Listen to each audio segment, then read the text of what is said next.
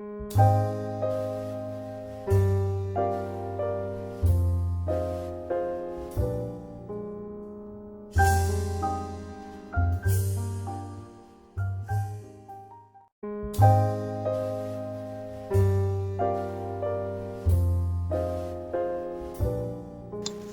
afternoon, everyone, and welcome to my Prezi presentation. My name is Connie B. Craig. I'll be discussing today the concept of inflation and healthcare costs in the United States. At this current time, we realize that healthcare cost is a serious issue. It's also a very hot topic right now amongst a lot of different people, whether you're medium income, high income, or low income. I believe that healthcare costs affect everyone.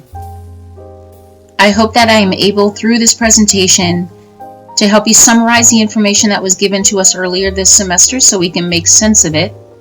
And the more that we make sense of the information that we have, the more that we are able to make a more informed decision, especially on subjects and matters that concern our cost, the way that we live, the economy, and ultimately what affects our family. So I hope you enjoy it. Thank you for your time.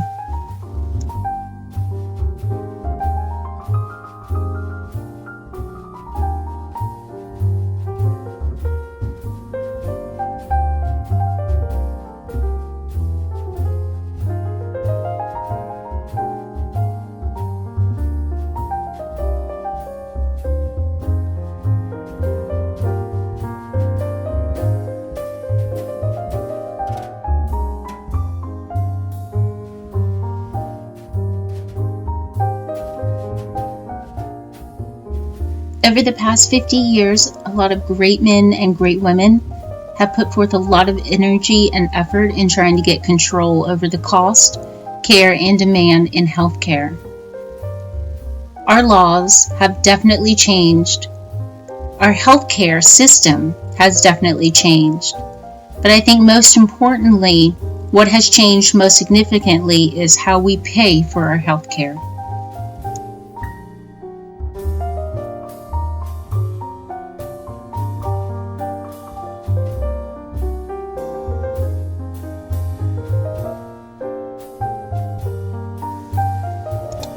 Since 1865, we have had a lot of great presidents that have made a lot of substantial contributions to the major government reform for health insurance. 1865, we start with Abraham Lincoln, who established the VA. In 1935 and 1942, Franklin Delano Roosevelt established Social Security and also the Wage Stabilization Act. In 1954, Dwight D. Eisenhower established a tax code.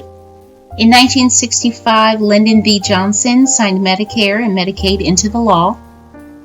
In 1983, Ronald Reagan signed the Prospective Payment System, which gave a system to how hospitals and doctors get paid. In 1996, with the help of Bill Clinton, HIPAA was born. 2006, George W. Bush signed into law the Medicare Modernization Act, which is Part D of prescription coverage for Medicare. And in 2010, Obama started with the Affordable Care Act. Obviously, healthcare costs have risen 7.2%. So the big questions are who, why, and how do we fix it?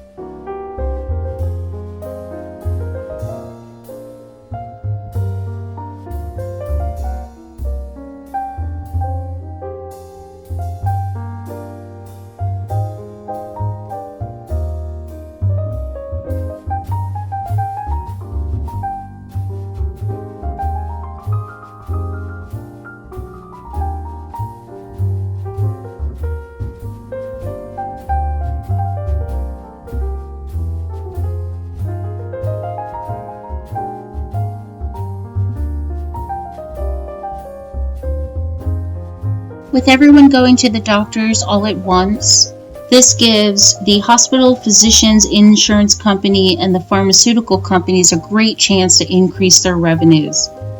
But anytime they can increase their revenues, which means their supply has gone up and demand has gone up, they have to charge more, and that extra cost is delivered to the consumer. Healthcare is now being delivered in lower cost settings. With the increased demand for care, hospitals are a huge part of the problem of the healthcare cost and inflation. With everyone going to the doctors at one time, the hospitals are trying to meet all the budgets, and so they have to increase the prices. There are several reasons why healthcare costs have increased. We've got specialized drugs, we've got advanced technology, we've got an aging population, the laws and mandates have changed, and then we just have an overall increased demand for healthcare.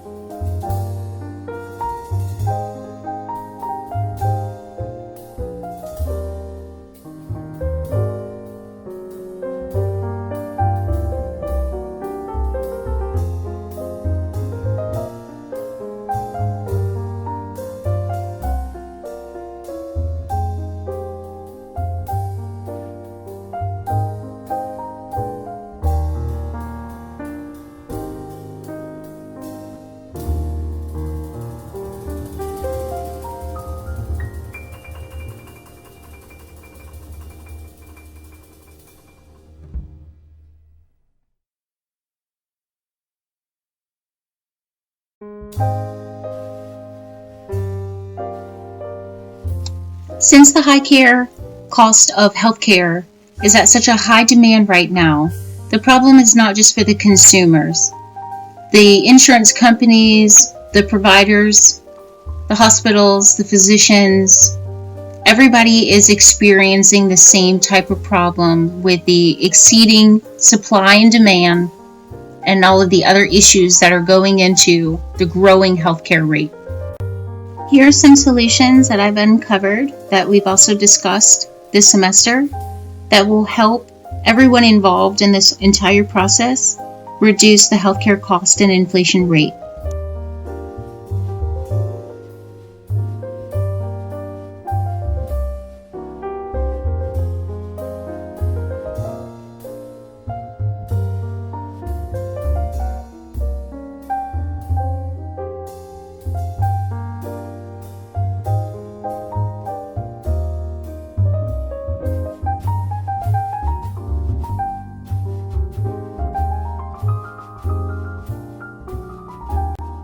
I do realize that nobody likes to pay taxes, but small percentage of increases in taxes will help cut away a little at a time a lot of these extra costs.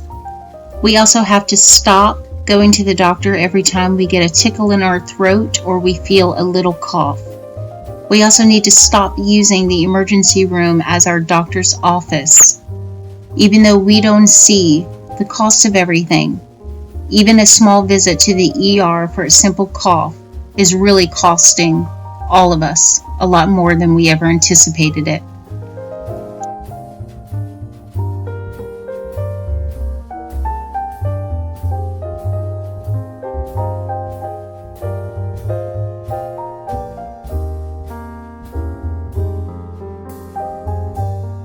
Here are some solutions that we can all come together and do to help bring down the inflation rate and reduce healthcare costs.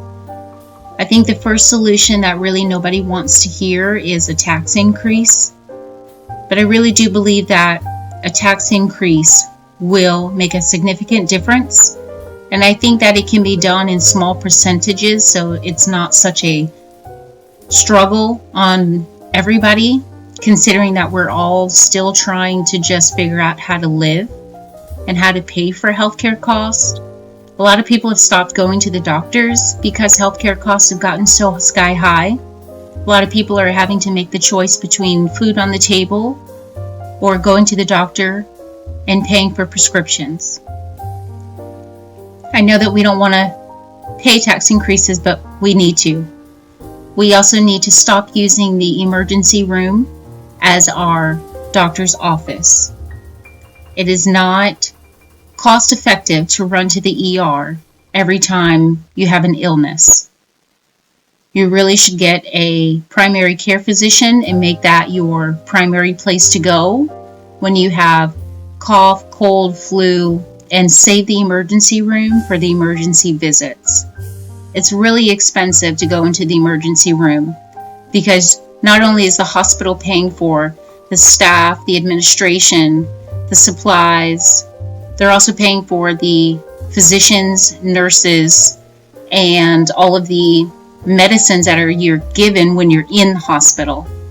All of these are far more expensive than they would be if you would just go to your primary care physician.